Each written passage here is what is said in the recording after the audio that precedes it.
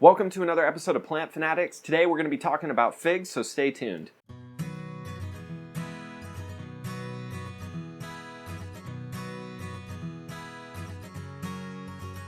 So I have some newly planted figs, so I thought this would be a great opportunity to show you guys what you can expect out of your figs year 1 to 4.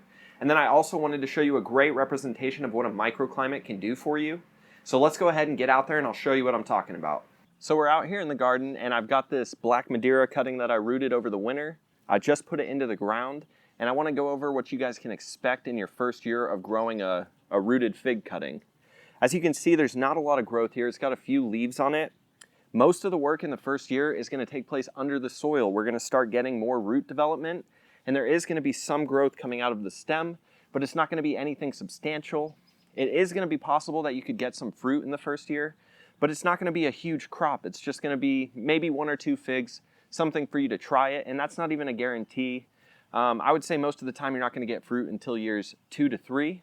However, there are some key things that I want to show you here. First thing being that I've got this fig tree mulched in really well, and that's going to be very important for this first year development. That moisture is just key for those roots to take off. We don't want wet soil, but we want moist soil and something that's not going to go dry at all, okay? So that's going to be very important for that root development.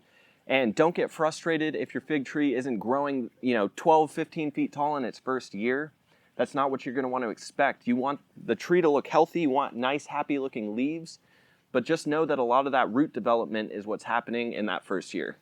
So now we're at another fig tree. This is my Texas Everbearing. This tree has been in the ground for 2 years now, and I want to show you just how much this tree has actually grown. You can see there's a lot more shoots coming out, and that's going to be very important for, especially in cold climates. You want this root base to get bigger and bigger so that you have more stems coming out every year, and that's key to keeping this thing alive. It's also key to a lot of fruit production in a colder climate. But as you can see, this is its second year. This is a lot of growth. So these things do grow fast. So when I'm talking about the first year, it's just that it is going to grow, but it's not going to be the biggest plant. It's not going to be what you're expecting it to be. But that root development happening is key, and this is what you can expect after the second growing season. So right here is my Little Miss Figgy fig tree, and this one has actually been in the ground for 3 years, and you can see how we have quite a bit of growth on this one. I would say by the end of your second into your third year, you're going to get what's more realistic for what you wanted for your fig tree. This is a really nice wide base here. This thing is going to grow into a nice bush, probably 10 to 12 feet tall, in a single growing season before it dies back to the ground. I live in zone 7, so these things aren't going to turn into big trees like they would in a warmer climate. So getting this nice big base is important for the colder climates, and you can see this is going to be some pretty substantial growth this year, and they are very quick growers, especially once you get that base going. 10 to 12 feet in a single year for a plant, that's really unheard of. So this is what you can expect in the third year. I would like to say I'm on an east wall right now, and if you can plant these things on walls, it's going to keep them warmer, allow them to start getting growth a little sooner in the season, and also extend your season out a little bit. Even if it's not, substantially longer, any amount of length that you can add to your season is going to be key in getting good tasting fruit. And now right here on this southern facing wall, we have my LSU purple fig. You guys can see how much faster this thing has grown than all the other figs, and that's because it has a little bit longer growing season just because of this microclimate. I would say this thing's more in planting zone 8 than zone 7 like the other figs are, so you can see how much a microclimate can affect your figs.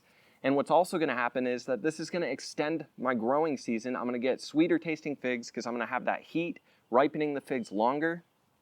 And this is a big deal, especially if you live in a colder climate. If you have a southern facing fence, wall, whatever, put your fig there. That's where it's going to do best. And this thing, once again, is probably going to grow 10 to 12 feet tall and probably stay alive a little longer than the other ones before it goes dormant, just because it's got this extra heat to help it go along.